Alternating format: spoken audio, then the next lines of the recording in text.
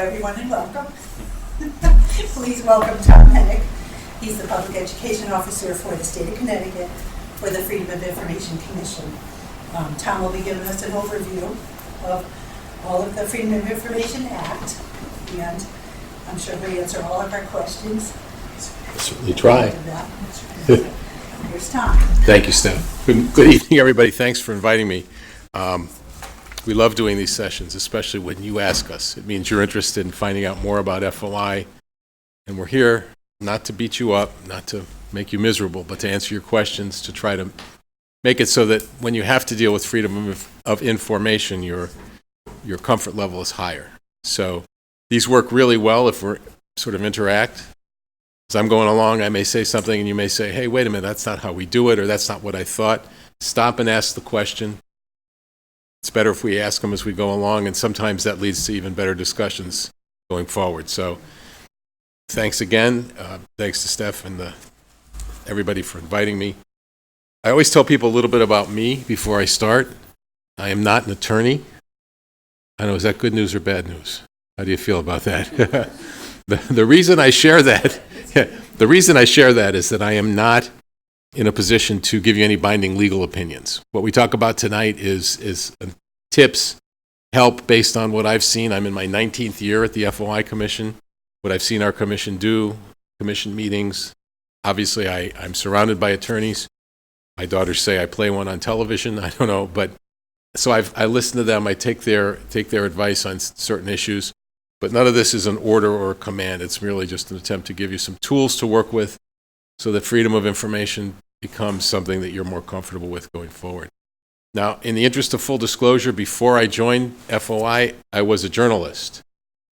Is that good news or bad news? I don't know how you feel about that. But the reason I share that with you is that I've seen FOI from different angles. I spend most of my time during the day at the commission answering questions on the phone or answering emails from people who send them in. And by the way, this is an invitation for you to join that club. Steph will attest to the fact that I answer questions. I will return phone calls. You might get voicemail because I'm on the phone a lot, but you will get an answer. Again, the answer is not an order or a command. It's just an attempt to try to help you. But when I listen to those questions on the phone or when I look at some of these emails, I can sometimes anticipate what's coming because at one point, way back when, I was the one maybe asking those questions or prompting those questions to be asked. And the other thing I'll share with you is that a lot of times when I do these evening sessions, especially, people say, Tom, you don't understand. You don't get it. We're volunteers. We didn't sign up for FOI. We didn't sign up for this stuff. We signed up to help our town. We want to help Woodbridge move forward. Well, I get that too. I was a member of a board in my town for 10 years. I was the chairman for the last 5. And a couple of years ago, a member of another board was leaving for health reasons, and they said, Tom, would you mind filling out his term? I said yes. Sometimes be careful what you would, but I did it, so I do get it. You have your lives during the day, and then at night you go to a meeting. It's almost sometimes like a second full-time job, is it not? So I get that too. And even though I get that, we all have to understand that when we are involved in public service like this, freedom of information comes along with it. It's the law in the state of Connecticut. It's part of what we all have to do as members of boards and commissions or staff people in the town hall. It's a law that is 44 years old. It was Ella Grasso's brainchild when she ran for governor for the first time. And if you do the math, 44 years ago puts us right smack in the middle of Watergate. So you had a country that was in turmoil, a country that was decidedly upset about secret government, things being conducted behind closed doors. And Ella Grasso was in Congress when Watergate kind of exploded all around. And she was determined, as she contemplated this run for governor, to do something about it in Connecticut. And she said, if I win, one of the first things we're going to do is we are going to create some sort of an open government law for our state. So she won, as you know, and that literally is one of the first things that she did in 1975. She pushed this law forward. And then she did something that I know at least a couple people in this room will find interesting. She said, this is so important to our state, I will see to it that it is passed unanimously by the legislature. Can you imagine guaranteeing a unanimous vote on anything, right? She guaranteed it, and I'm here to tell you that she got it. I have seen a video. There was not a single no vote in the House, not a single no vote in the Senate. The law was passed unanimously, which is interesting because it shows you how important it was then and remains today, but it also gives us insight as to why we're actually sitting here tonight. It's based on a very simple, easy concept: open, accessible government. Has anybody ever tried to read it? Tried to read the FOI Act? Sometimes your eyes roll to the back of your head. I mean, the wherefores and the whereases, your intuition takes you here, and the law may seem to take you there. That's because to get to the point where everybody was willing to vote yes, there had to be a lot of compromise. And what they did when they put this together was they kept the base idea of transparent government, but they left a lot open to interpretation, which means that those of you who are on the front lines have to sometimes be able to make a call. Do we give the record out? Don't we give the record out? Should we be in executive session? Can we be in executive session? Sometimes you have to make it on the fly. So that's why we're back to what we're doing tonight, to have the kinds of conversations that give you the tools to work with to make the right decisions. Because when the law was created, it also created the Freedom of Information Commission. And what the commission is in place to do is to sort of adjudicate, mediate disputes when people believe they've been denied the access that they're guaranteed by this law. So what you don't want to have happen is to have someone say, that board didn't properly notice its meetings, I'm filing a complaint with the FOI Commission. You want to do the meeting notices properly so that you don't have to drive up to Hartford in traffic, on the Merritt, on 91, for a hearing. So the idea is to know what to do well enough. Now, that doesn't mean that when we leave here tonight, everybody's going to have all the answers. Because it's subject to interpretation, the people on the other side of the issues may disagree with your interpretation of the law under given circumstances and file that complaint anyway. But what I'm going to argue is that if you have the right, tools to make the right decision, more often than not, you'll be found to be okay, no violation, and we move on. The Freedom of Information Act, in my mind, really should be called the Freedom of Access Act. It's about access to two basic things. It's about access to public meetings and access to public records. But a lot of people don't get that. And those of you who sit in offices or in front of boards have probably had this happen when people walk in and say, under freedom of information, I have a right to know. How did you get at that budget number? They walk into a police station. I saw a cruiser in my neighborhood last night. What was it doing there? Freedom of information, tell me. And it's not necessarily about answering questions.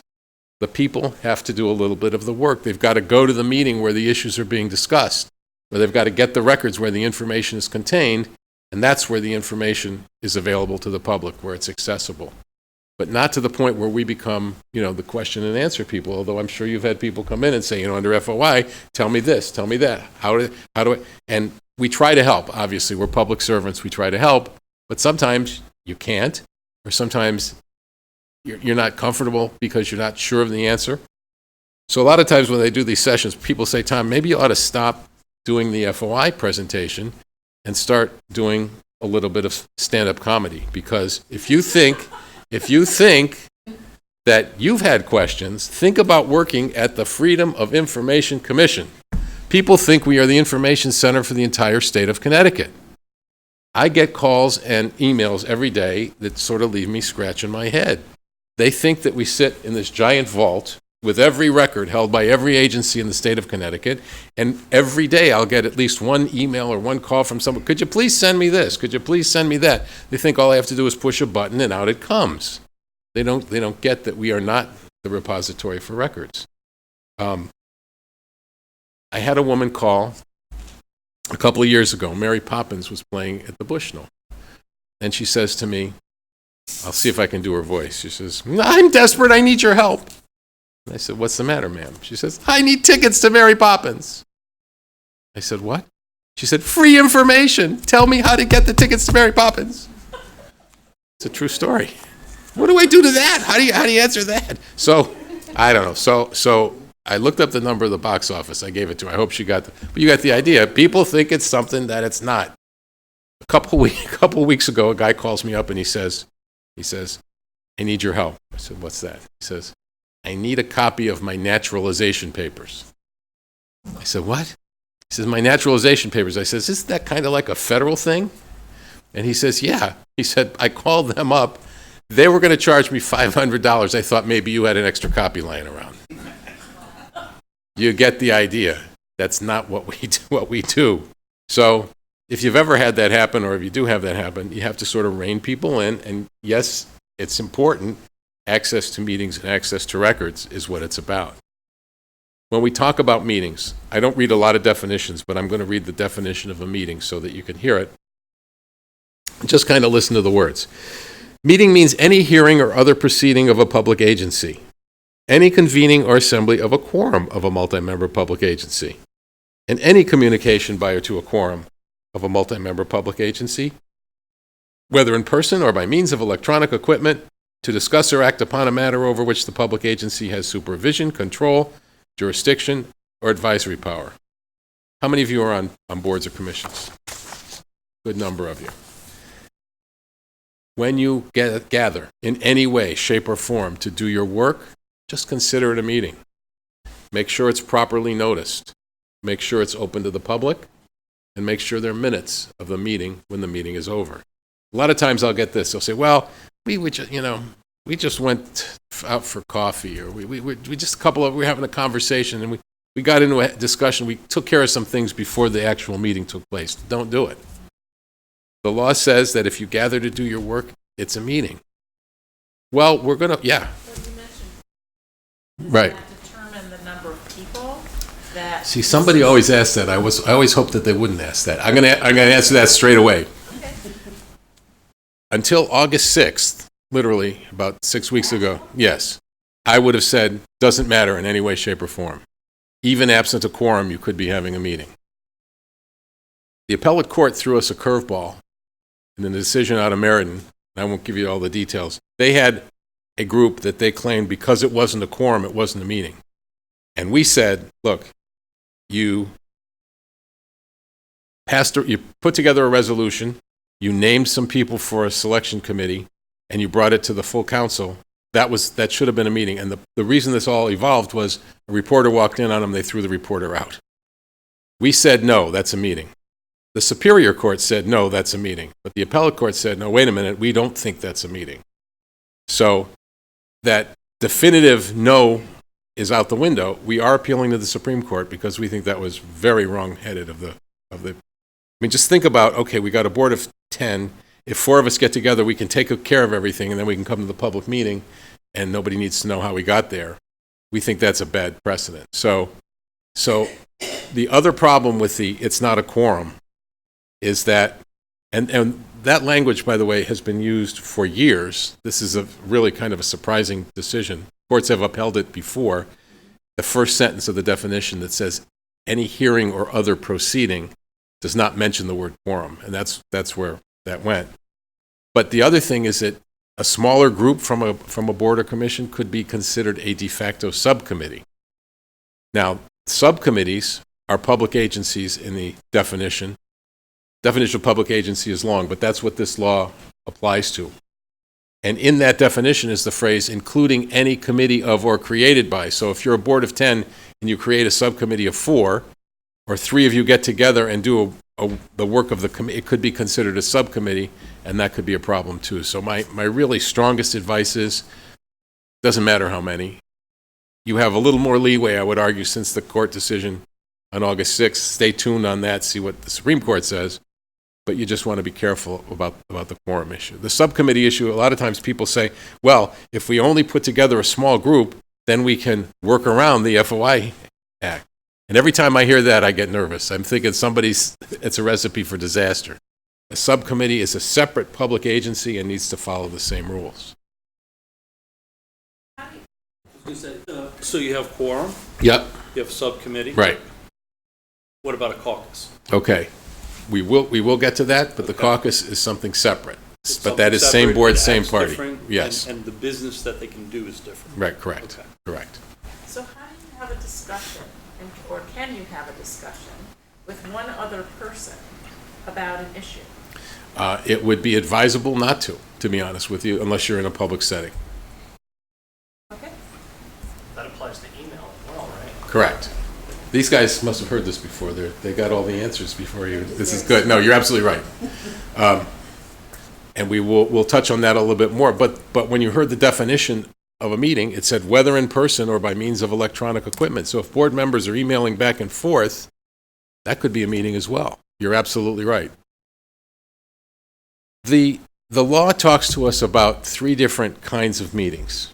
It talks to us about a regular meeting, a special meeting, and an emergency meeting. And the regular meeting is a meeting that you have per a schedule that you submit to the clerk by the end of January of every year that says we meet on the first and third Tuesday, the second and fourth Wednesday, 7 o'clock town hall, 8 o'clock library, whatever that is, that becomes your regular meeting spot, time, date. The special meeting isn't really special at all. What the special meeting is a meeting that happens when you're not regularly scheduled to meet.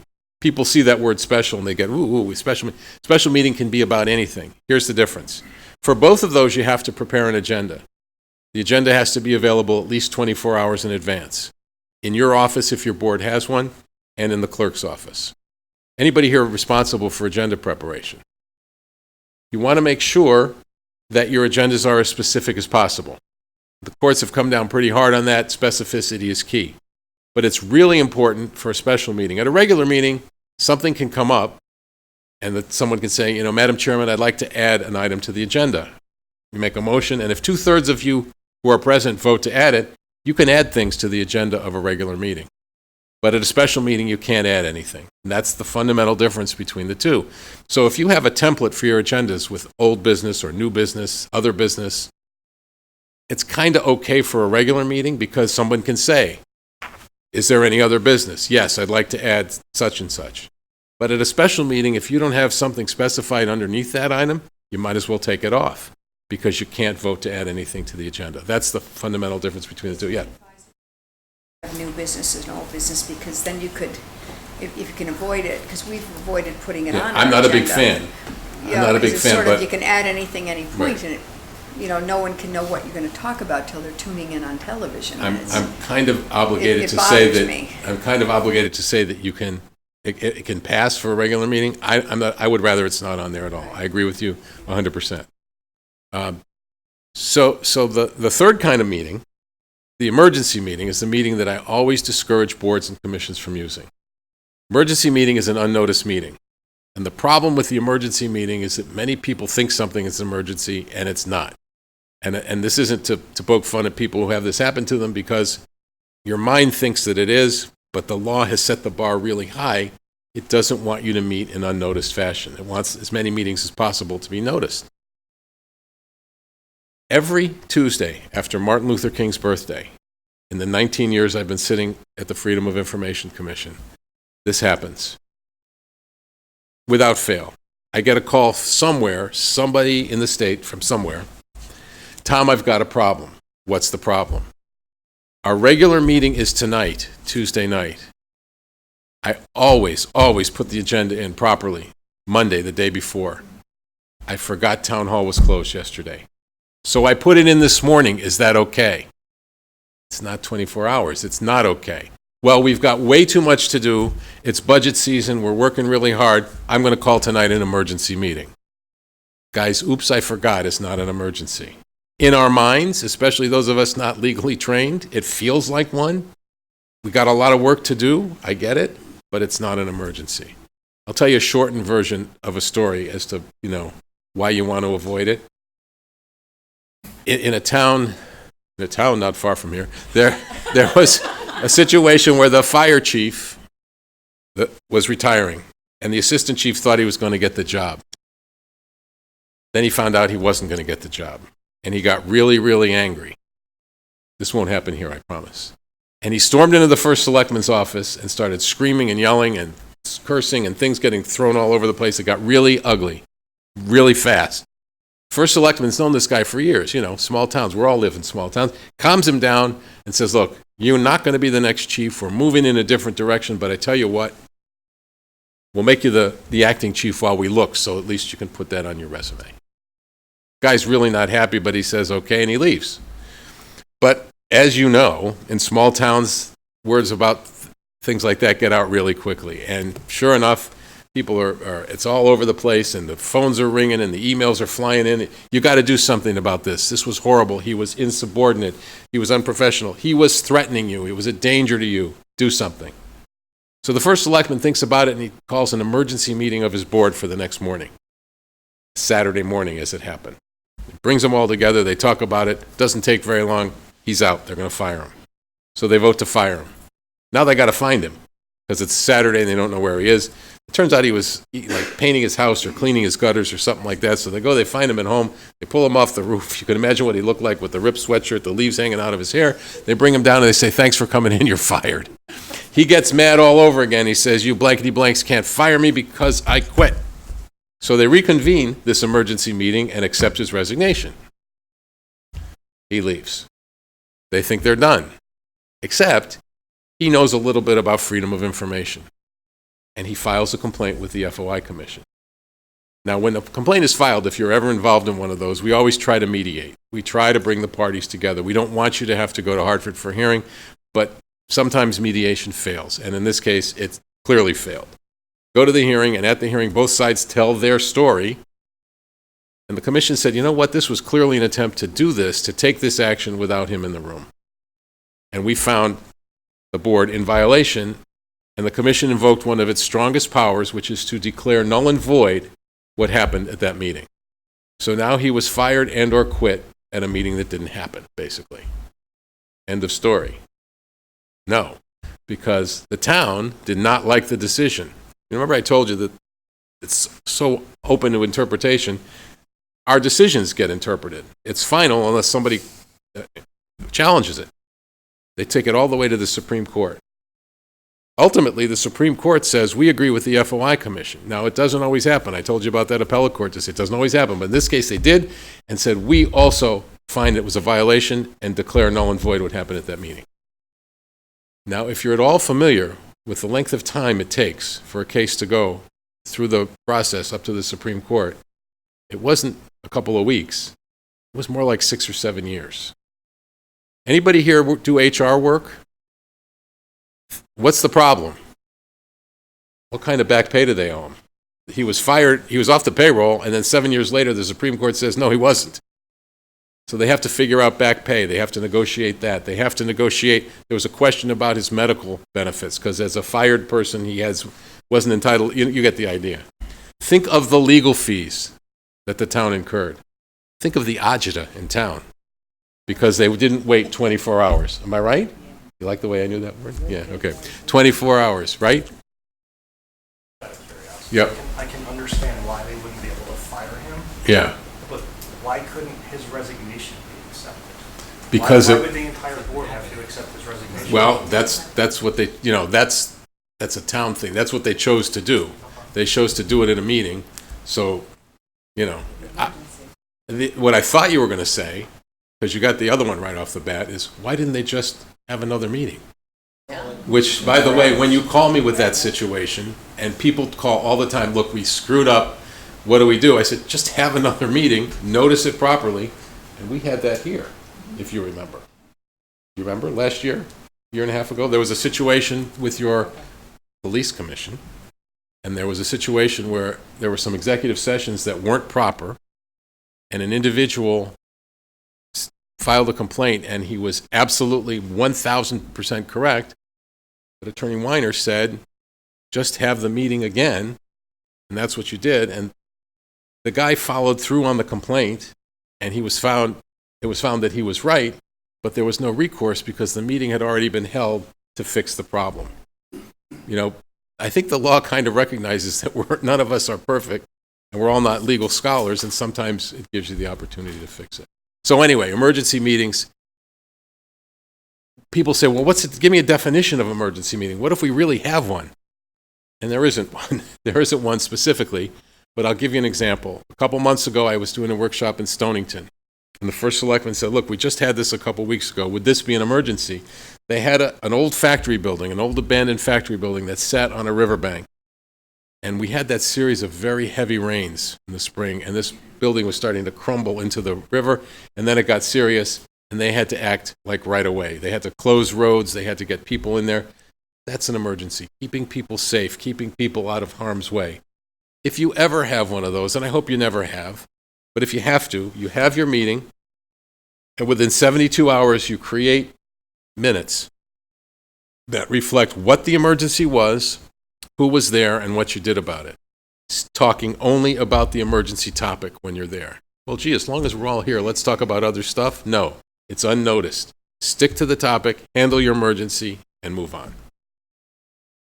The law says that your meetings are open to the public. Anybody can come. Hey, he's from Hamden. What's he doing here? You know, stuff like that. You can't come here. You're from New Haven. No. Anybody can come to any publicly noticed open meeting. Anybody can audio or videotape meetings. Now, I know you guys have a pretty, sophisticated system. But if somebody else walks in with a camera, you can't say, no, we're already recording this, get out. You would think, in 2019 that wasn't an issue, but I actually have some boards that are camera shy. I have some boards that want, well, you can come in, but then you can turn it off when we start talking about topic X. No, it's a public meeting, anybody can record. Public speaking is not part of the Freedom of Information Act. A lot of people are surprised to hear that. Public comment, people participating, is not required under this law. The majority of boards that I talk to have it on their agenda and do it routinely, but if for some reason they decide not to, it's not violating the FOI Act. Public speaking is in the hands of the board. So if you're in a situation where you don't want to hear from anybody, I'm not telling you there won't be, political pushback or policy problems or things like that, but you're not violating freedom of information. This happens a lot when there's a big topic, and the chairman looks out and says, oh my God, we're going to be here all night. Folks, what do you think about limiting comment to 2 minutes a person or 3 minutes a person? You can do that, and you're not in violation of the FOI Act. How public speaking is handled is entirely in the hands of the board. So you can structure it any way you want. You can put it anywhere you want. Some boards like to interact with the people in the audience. I'm not a big fan of that either. I think you wind up getting yourself with problems. But if you want to, you can. Nothing stops you from doing that. So we're talking about public, doing things in public. There are paths that boards can go down to exclude the public. One of them is executive session. Has everybody heard of the term executive session? You have some idea what I'm talking about. Remember that an executive session is a portion of a publicly noticed open meeting. It is not something that sort of sits off on an island by itself. So let's suppose you've got a meeting and the only subject is an executive session item. You still need to notice the meeting at least 24 hours in advance. You need to convene it in public. And then someone needs to make a motion to go into executive session for one of the 5 specific reasons. You vote to go into the executive session. You need a 2/3 vote to do that. You're in the executive session. You have a conversation about the topic. Then you must come out of that executive session to take whatever action you're going to take. All action must be public. All action must be voted on in public, and the minutes need to reflect precisely who voted for what or for whom. The 5 reasons for executive session: a personnel matter, pending claims or pending litigation, a security matter, a property transaction. I don't know any towns that might be negotiating property sales or anything like that, do you? Right.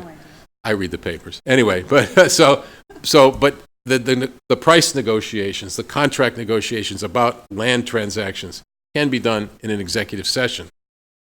The idea would be that the public agency would not have to reveal its strategy, its position, because, oh gosh, the town's in there and they're offering this. Well, what if we move in and offer that and maybe we can get into a bidding war, that kind of thing. You're not required to do that in public. The last one is a little bit broader than the others, something of a catch-all. It allows a board or commission to have a conversation about a document or documents that it believes are exempt from disclosure.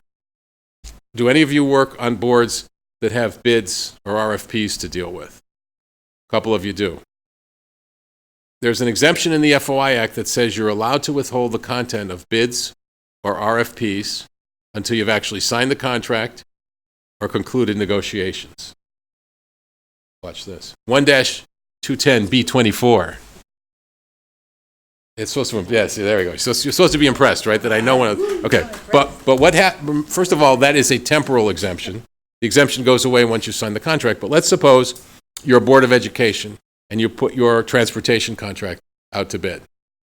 And DATCO and Durham, transportation and all, and the First Student, Laidlaw, they all come in with their bids, and you as the board want to look at them before you decide what to do. So you could go into executive session because the contents of those bids are still exempt from disclosure. You'd go in, you say, well, the price is higher for gas here and the pickup costs here, and you could sort of compare them before you actually take action, because the bids, the actual documents are exempt. You are a board that seeks a legal opinion from your attorney, a written legal opinion. I took a question about this just before I left. There was someone on the other end who didn't believe me. They said, well, they just went in and they asked about something that's very public. I said, yeah, but they asked the attorney for an opinion about what to do about that something that's very public. So the written opinion, because you are the board, is covered by the attorney-client privilege. Covered by the attorney-client privilege, you can go in to discuss the advice that your attorney has given you. Those are just a couple of examples. You cannot go into an executive session just to have a chat with your attorney unless you need the attorney for one of the specific reasons for an executive session. Unless there's something in writing. You have to have it in writing. Yeah.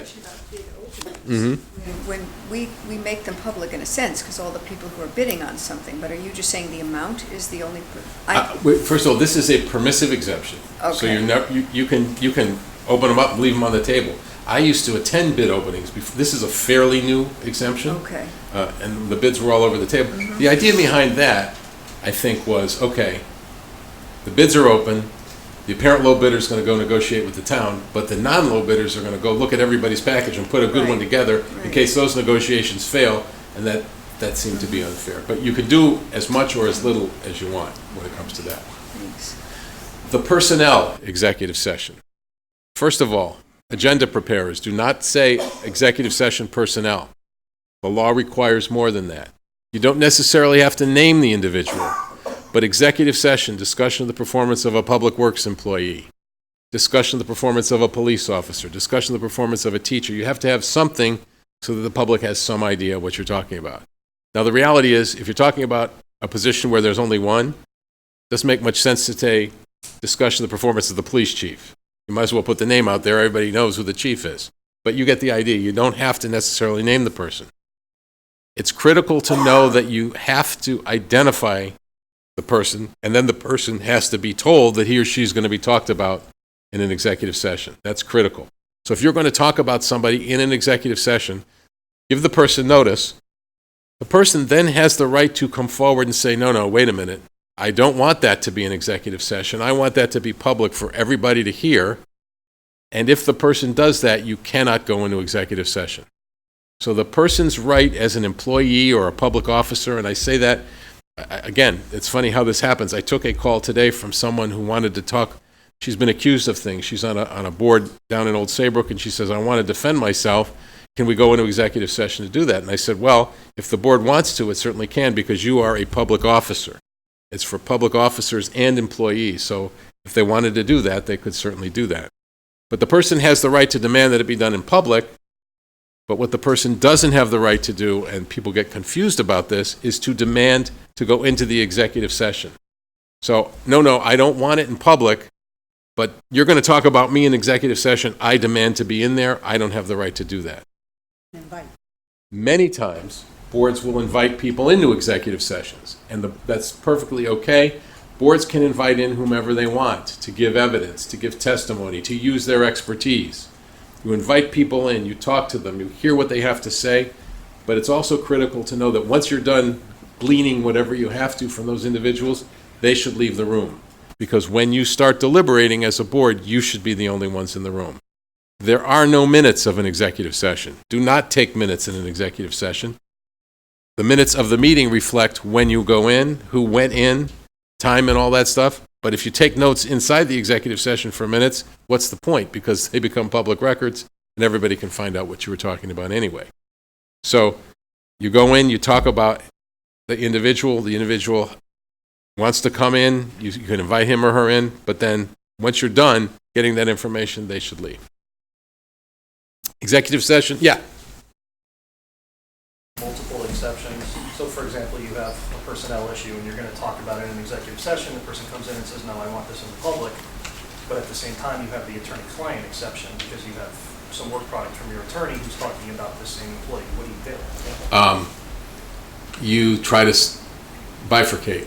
It's a great question as well. You would have to do the part that legitimately could be it, but if you, let's suppose we want to fire this person and we want to talk about it, and the attorneys told us how we can do that, well, you would have the part about what this person has done that's so horribly wrong, and they want it in public, you do that, and you say, now we're going to go into executive session to talk about the advice our attorney has given us on this matter. You'd have to split it. And then you'd have to be careful not to talk about what you just heard in the public session, people being people, you could get sticky, but you want to be careful. The executive session for pending claims and pending litigation is pretty much what it sounds like. There's a lawsuit, there's a grievance, there's an FOI complaint that your board is strategizing about.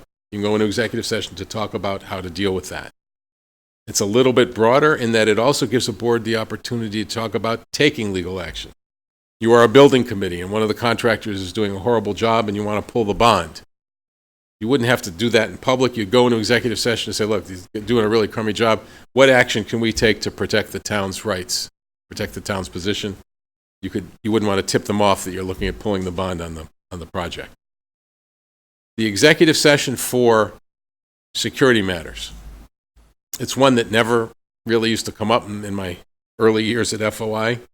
And I used to have to struggle for an example. But since December of 2012, when Sandy Hook happened, it's come up a lot. I don't even like to use that as an example, but it's real, especially with boards of education.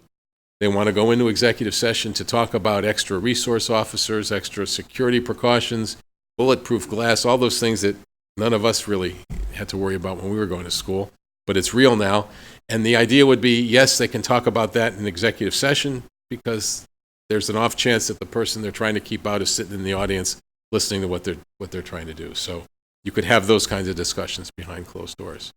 It's really important to remember, do not ever vote behind closed doors. Make sure all your action is public and recorded. Any questions about executive session before I move on? Okay, now you alluded to something before when you mentioned the caucus. There's another path that boards and commissions can go down to exclude the public. This is one that's a little more difficult to explain. I read you the definition of a meeting. The sentence that follows that says, meeting does not include. Meeting does not include. There follows a list of things, many of which everybody in this room would call a meeting. Gee, does that sound like a meeting? Yeah, it does. Well, the legislature said, okay, yes, you might want to call it a meeting, but we're saying that for the purposes of freedom of information, it's not a meeting. So these are things where you gather and you do all the sort of things that we were just talking about that are meetings, but in that narrow corridor, they're not for the purposes of FOI. At the top of the list is collective bargaining. Is anybody involved in any collective bargaining negotiations, conversations about that? Your strategy sessions, your negotiating sessions, even though it might involve an entire board, are not meetings under freedom of information. Executive level search committees. The police commission learns that the chief is going to retire. They want to form an executive level search committee to look for a new chief. That committee can operate outside of freedom of information. You mentioned the caucus. The caucus is a political tool that allows members of the same board and the same party to have conversations without noticing them as meetings. It's critical to notice, to remember it's same board, same party. People get into trouble with the caucus when they say, okay, the 4 members of this board are meeting, let's have the town clerk come in and give us some advice, or the chairman of another commission. Once that happens, once it's no longer same board, same party, it's not a caucus anymore, and you're in danger of having an improper meeting. So you want to be real careful with the caucus. Social gatherings. I know everybody in Woodbridge gets along, right? Take them to all the nice restaurants in Woodbridge. So you can do that. You can have social gatherings, but the wording in the law says neither planned nor intended for the purpose of discussing matters relating to official business. Doesn't that make you laugh? What else are you going to talk about if you go together, right? Yeah? Sandy's initial question, which is that politicians You know, when lobbyists were just the worst things that anybody had ever heard from. And about 20 years ago, I was working in Hartford, was volunteering in Hartford.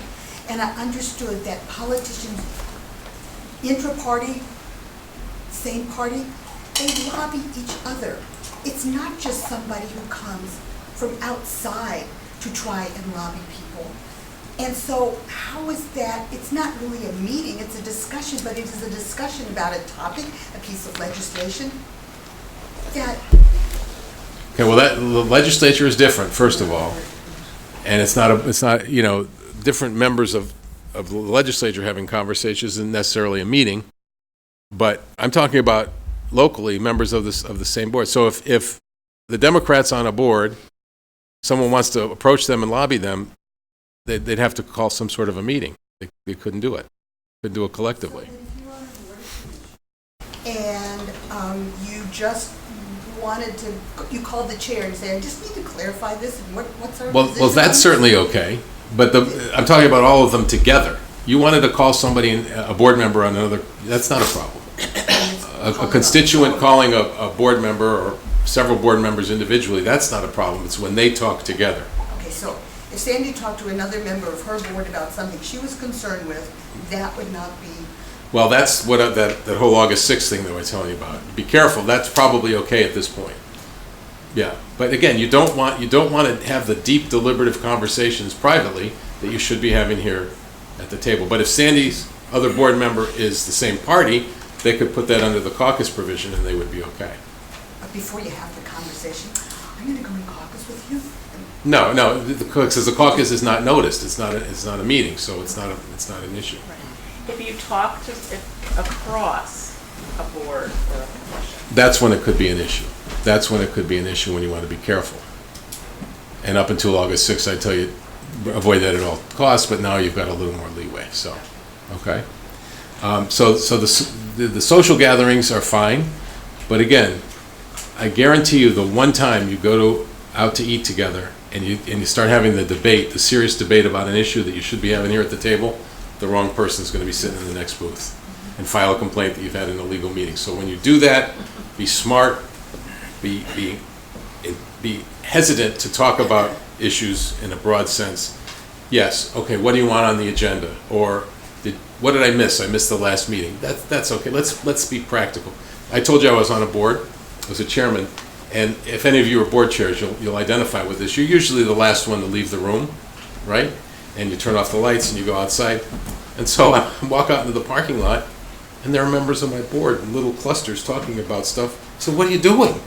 You know, what are you doing? The FOI guy is your chairman, he's walking out, you're having meetings in the parking lot. You know, just be smart to the extent that you have those conversations, because you don't want to be accused of having illegal or improper meetings. That's really critical. You want to do your work in public. That's what this law is designed to do. Anybody here responsible for minutes? Several poor, unfortunate souls. I do the Freedom of Information Commission meeting minutes. I feel your pain. I have to do them from a meeting today that was, But here's what saves me. Minutes need not be the recreation of War and Peace. They are not every word that everybody says, although I'll bet you have people who come to your meetings and say, I want this and I want that, and blah, blah, blah, blah, blah, blah. Well, you can do it if you want, but you're not required to. Minutes should be a crisp, clear, concise recapitulation of what happened at the meeting, but not every word that everybody says. You must have a record of the votes. It must be clear who voted for what or for whom. And technically, that's the only legal requirement, but you want more than that because you're creating Woodbridge's historical record. But make it tight. How much more is up to you? You want it so that I can pick those minutes up in a month and say, okay, I know what they were doing, but not every word. I tell you, when these people do these verbatim minutes, well, I didn't really say that, did I? Or, I didn't mean to say that, can we change it? Or, that makes me sound stupid, can we fix that? And I've heard them all, and I know there's one board in the northeast corner, they do the verbatim transcript, they spend an hour on the minutes before the meeting actually starts. You know, they start the motion to approve the minutes, well, we need to change this, and we need to change that, you just be smart about it. Nice, clear, crisp, concise minutes, make sure they're available in 7 days, and everybody's happy, okay? What's that? Motion. The record of the votes needs to be available in some form in 48 hours. That need not be I don't know how you do it here, but that need not be a formal document under FOI, but it's got to be available. Should somebody want to know how the votes were, they've got to be on record somewhere after 48 hours. I don't know, they all come to you? Okay. Then that's a great way to do it. Some towns don't do it that way. That makes all the sense in the world. Just make sure that the clerk has a record of the votes in 48 hours. Before I talk a little bit about public records, are there any questions about things relating to meetings that you wanted to ask? Yes? I have one quick question. I think you've already answered it. I want to voice it. We have a situation coming up where the Board of Education has invited the Board of Finance and the Board of Selectmen to tour the facility. Okay. As far as I know, they're all going to be there. I'm saying this should be noticed. You are right. Thank you. It should be a special meeting, Yep. a special joint meeting of those three boards. You don't need 3 agendas and 3 sets of minutes, but you should have one board sort of take the lead Yeah. and notice it as a meeting and proceed. We get this question more often with site walks for land use boards. Right, yeah. And they're clearly meetings as defined by the law, and you need to do it that way. So in this case, I really, since the Board of Education is the inviting party, they are the ones that should. Again, that wouldn't say- be, that makes sense, that, if somebody else wants to do it, that's fine. Just make sure that it's noticed properly, yeah. And then Marcia should be there to take. Yes. And again, the clerk, unless they're gonna do business, a board member can do, if the clerk doesn't wanna go, if they're just gonna take the minutes can be, members of boards A, B, and C toured the building, they loved it, There might no be- action was well, taken. they're There's no talking about a action. little, It's not probably taken. not action, but afterward, they've invited us for a little bit of bite and get together and talk a little bit about it, so maybe we should. If you want, but again, that, how I don't much, think there's gonna be any motion. Yes. There's no motion. No. Right. It's really Just just a be discussion about it, noshing. questions, yeah. The record of who was there. right, that's Yeah. probably a very good idea, Yeah. yep, yep. Right. So, Quick Yeah. question about motions Yes. and votes. yeah, You said, in regard to minutes, that is the only thing that's required. record of the votes, that would, right. What if there's a motion made, there's no second? Again, under FOI, not required, my recommendation would be to put it in there, again, for the historical perspective. Okay. What if there's a first, a second, and there's a vote, and it doesn't make it into the minutes? And then you try to correct them, but then the board or commission disagrees, and they don't want to include it. What would be the recourse for that? If you've tried to get it fixed and the board won't fix it, that's a tough spot. I guess the option would be to file a complaint with the FOI commission that the minutes are inaccurate, that this motion was made and seconded and the vote was taken and it's not in the minutes, that the minutes are inaccurate. We have very little to say about the content of minutes, but inaccurate votes or improper votes recorded in minutes or not recorded in minutes would be the purview of the FOI commission. And is there That's- any limitation on when that could be corrected? It would have to be corrected within 30 days of the minutes hitting the street, or within 30 days of when the attempt to correct was made, I would say. Does the person filing the complaint have to be an aggrieved party, or can anybody? make Well, that? with minutes, I would argue that anybody in town was an aggrieved party. Yeah. Yes, sir. Yeah, but in Mike's example, if there was a motion to correct the minutes at the next meeting, and that motion failed, then that should be reflected in those minutes. Yes, the motion to correct would be in the minutes too. Okay. Right. And then the other thing I would add is that the secretary may have the power to file the correction without, regardless of board vote, but it's probably the Yeah. secretary that failed. And then there's a question of whether under parliamentary procedure, a member of that committee can file a minority report. Well, that's not an FOA That's question. beyond what the FOI. But I think Mike has options, is what I'm saying. I don't think so. This is It's not hypothetical. beyond filing a This complaint. is- Hypothetical. Jim, this is absolutely hypothetical. Oh, my Yes. God. Thank, good to know, good to hear. Yes. I have a question actually for Stephanie, and that's about amended minutes. So you have your minutes Mhm. and you're ready to approve, and these are minutes that were filed. After the first meeting, you file your minutes a week later or whatever. Mhm. and then you've amended them before you approve them at the next meeting.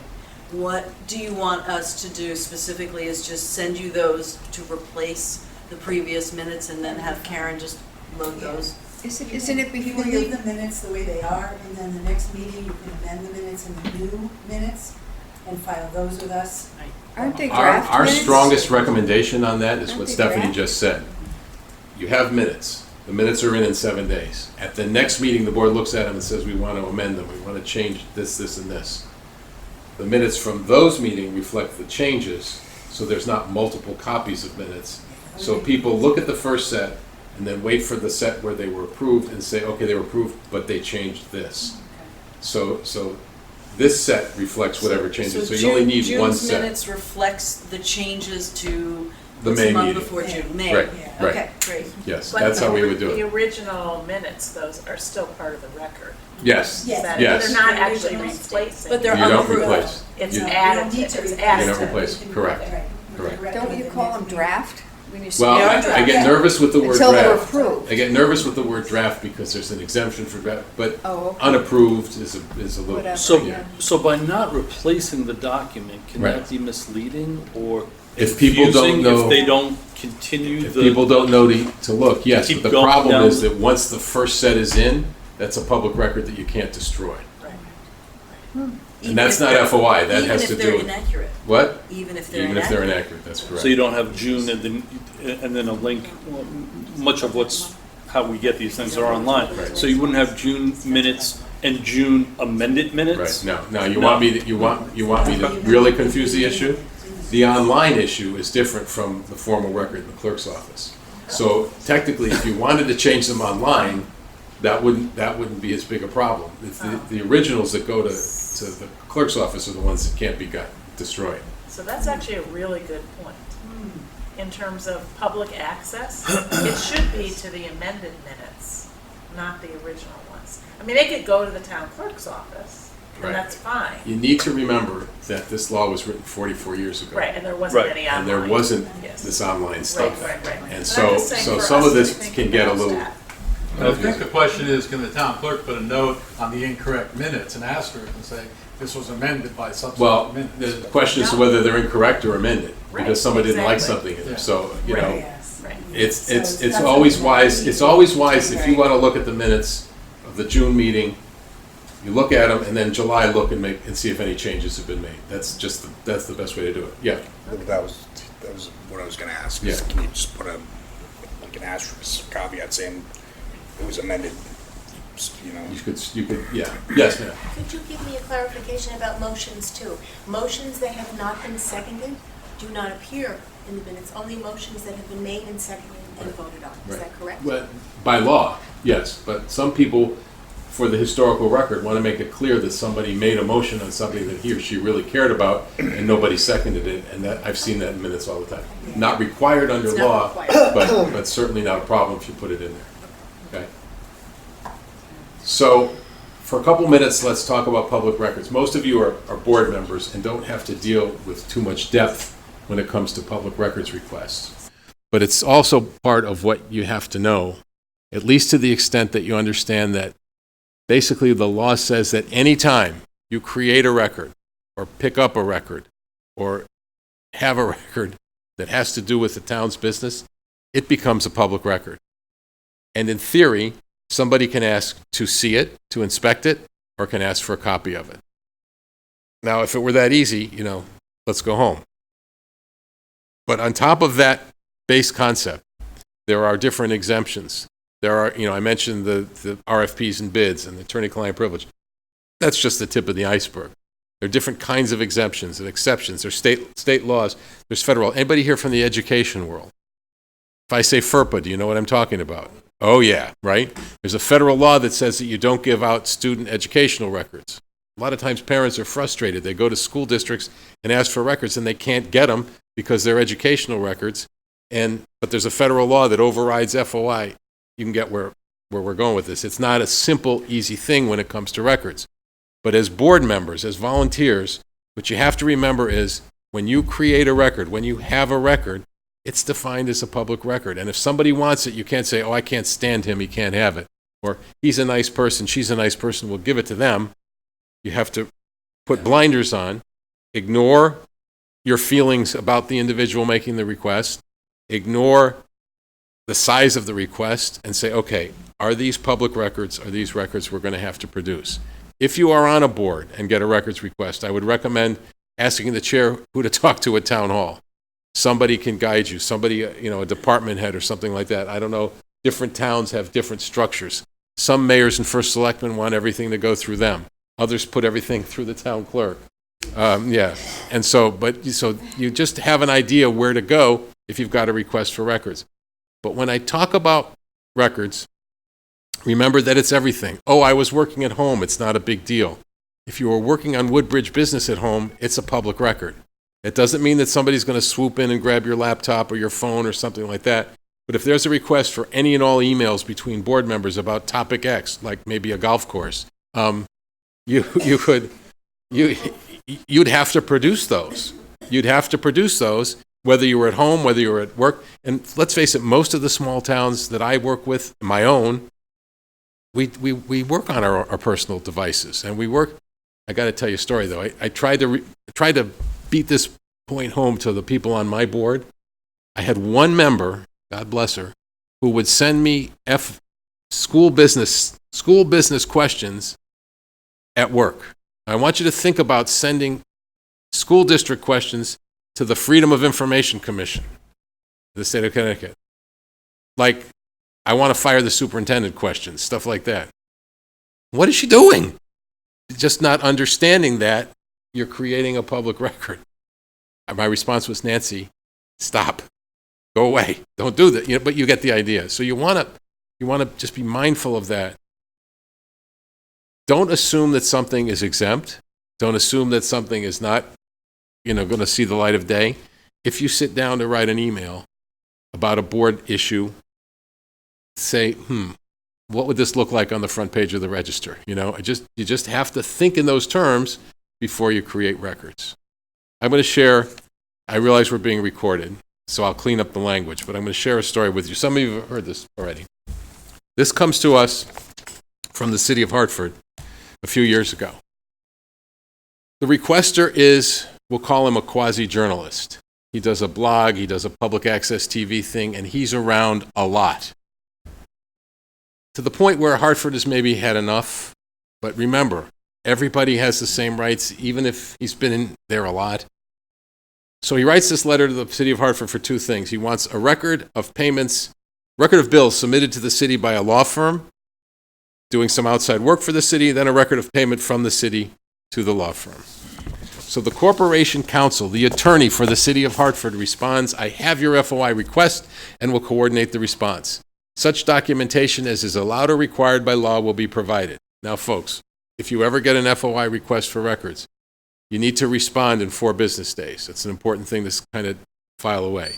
Doesn't necessarily mean produce the records, but at least acknowledge in 4 business days. Again, if you go through staff or the first selectman, however you do it, because if you don't, the law says you've denied access and the person can file a complaint with the FOI Commission. So this covers that, right? Except that in the process of responding to this individual whom he does not like, the Corporation Counsel for the city of Hartford accidentally copies him on an email he had written to somebody else about how much he doesn't like him. So now in the hands of the journalist, it's the public record that says, and this is where I'll have to watch my language, Carl, so who lit a fire under this? It's a bad word that starts with an A. If he's involved in litigation, ongoing or other projects that he hasn't asked about, can I shut him down? So his real response isn't, a polite thank you for your FOI request. It's meh, I don't like you, I don't like your law, get out. So the quasi-journalist runs with this. It's on the blog, it's on the public access TV thing, and he's connected. It's on WFSB at 6 o'clock, it's in the Current the next morning. Hartford doesn't look very good. So the Corporation Counsel, and you can't really make it out because it's an old copy, but this is City of Hartford letterhead, right? He writes him a letter to try to apologize, but he can't do it.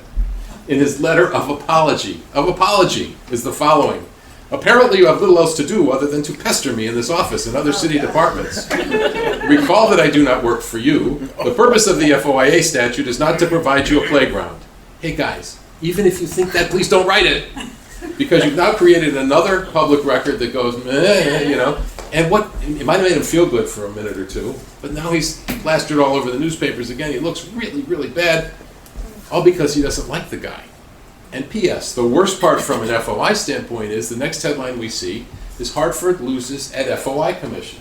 None of the records fell under any of the exemptions. He should have given them to him just like that, but he didn't like him, so he didn't give them to him, and now he's got egg all over his face. Try, when you have requests like that, even the ones that are difficult, to talk to the requesters.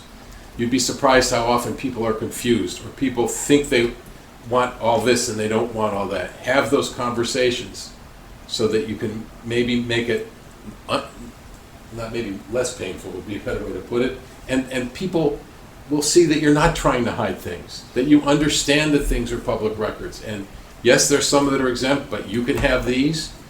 We heard a case today, our commission heard a case today, the communication, and I like the attorney for the town, but the town so badly bungled this. These people were asking for records, and they made a request for recordings from a meeting for 3 different dates, among any others. So they gave them the 3, but never bothered to ask them what the among any others were. So they filed a complaint because they didn't get the among any others. Then they didn't ask them, okay, what do you want now?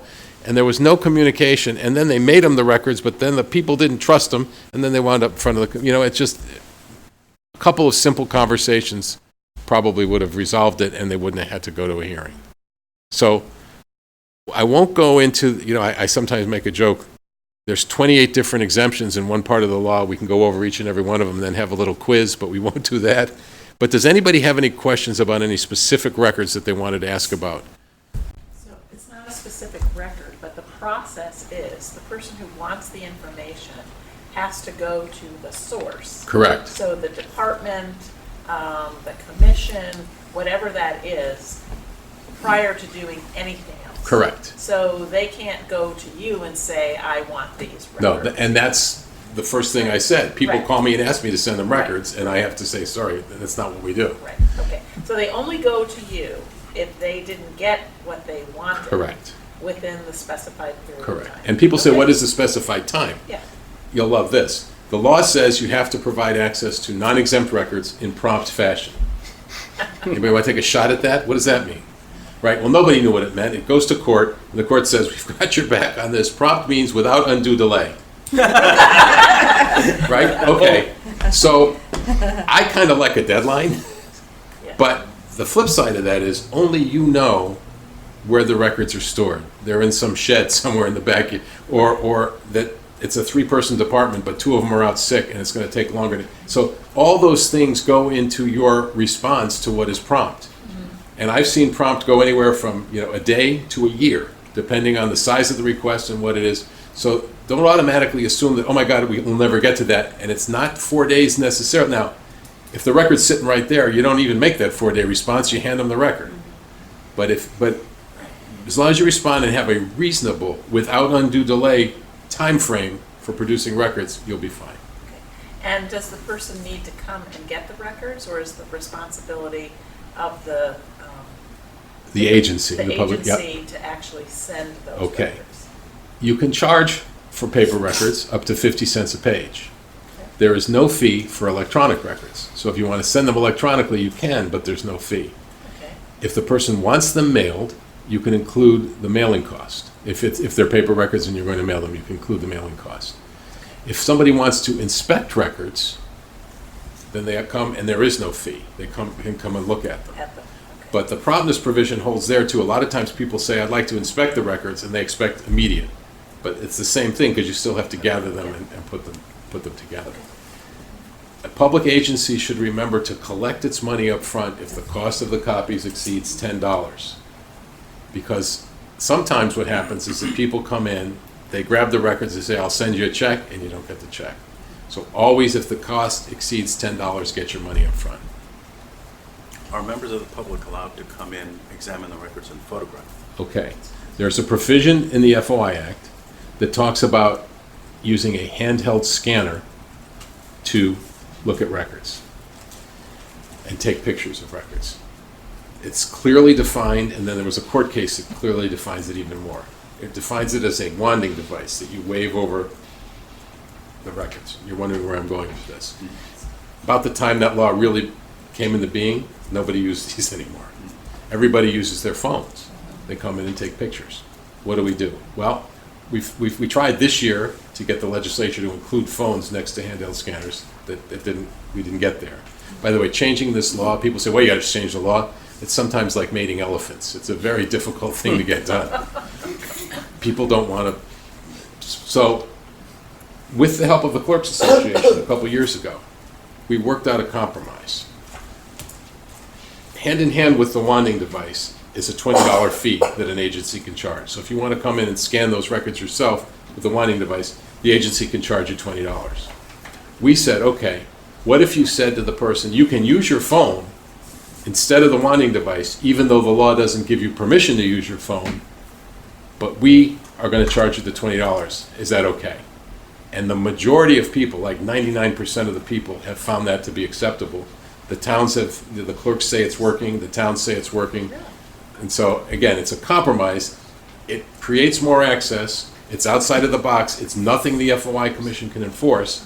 But when someone came to us with a commission that he was not allowed to photograph records, we said we dismissed the complaint because the law doesn't say you have a right to photograph the records, only the right to wand. So that's, if that makes sense. So it's a $20 flat fee. Right. And you can photograph Right. as many documents Correct. as you wish. We're Correct. also trying to change that now. Right. So that it's up to $20. You can use the phones up to $20, and then we're going to lose like $10,000 in fees if we do that. So that's Right. going to be an issue. That's an issue, It's right. coming back to the legislators this year. Right. Now, So there are everybody different will be able to fees do it. for different police records and different clerks' records, but that's, the clerks are the ones who are most worried about it. The proposal this year, I sort of gasped, was you can get several hundred records for free, and then the clerks I knew would not think that. That wasn't ours, by the way. That was not ours, yeah. No. Yes. So how specific or vague can a request be? Okay. So you say 700 records or so, but someone can't just come in and say, I'd like all communication about X topic for the last 5 years. Okay, they can do that. That's when I recommend the conversation. And if they refuse to budge, you say, okay, we'll ask for it, but, don't hold your breath. Because prompt does not mean drop everything, bring your office to a screeching, grinding halt. And usually when you tell them it's going to take, 18 months to get the records, say, well, maybe I don't need 5 years, and maybe I can narrow the scope. Okay, But so if there's no clear parameters? No, it has to be specific. It has to be, Can't be a fishing expedition yeah, you're of right. some kind. Right, It has that's to be- correct. Right, and if an agency, if you're in this position where you don't understand what the request is, by all means get clarification.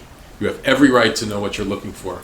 An agency never has to create a record that it doesn't have. A lot of times people will come in and ask for a report or something like that. If you don't have it, you're not required to create it, and you're not required in that same vein to do research for people. Yes? What about the right to anonymous inspection of public record?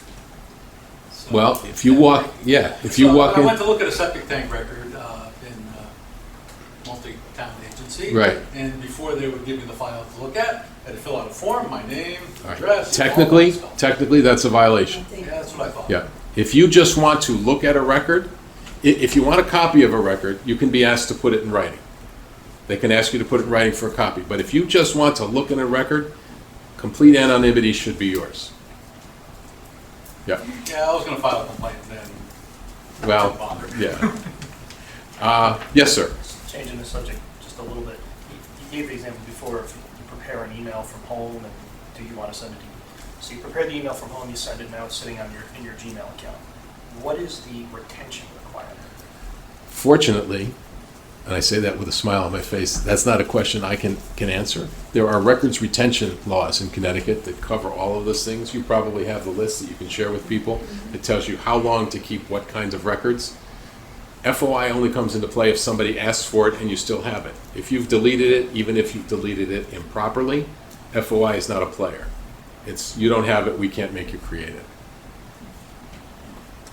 Trying to think, is there anything else? I have a record retention program Right, in my office. right. That's probably just- Folks, the key here is to use a lot of common sense. It really is a lot of common sense to say, okay, we're public servants in this role, and we're just going to do it and do it right, so that the people have access and the people know what's going on. The only way democracy works is that if people know what's going on. You know, I made a couple of flip comments. You've got a big issue here. The only way that people are going to have the intelligence, the smarts, the information to vote is if they participate and they have access to what's going on. Any questions about anything else that I haven't answered? Okay, big finish. I bring with me what I call the Freedom of Information American Express card. Don't leave home without it. It's a highlights of the FOI Act. Very small print, but we are a very small agency. So these could be helpful. They're great for a wallet, a purse, a desk drawer, something for quick reference on the fly. And as important, on the back is our name, our address, our phone number, our website. The website can be helpful. We've migrated to the new state website, so there's some bugs, because we used to do our own, and we were much happier with that. But the phone number, do not ever hesitate to pick up the phone and call. If you've got a question, I'd rather have you call and ask before the issue becomes big than afterwards. In addition to that, I have with me some of these. These are grids that tell us what to do with certain kinds of meetings, when to notice them, when minutes are due, things like that. So take one of those and one of those. Are there any other questions? If not, thank you very much. All right.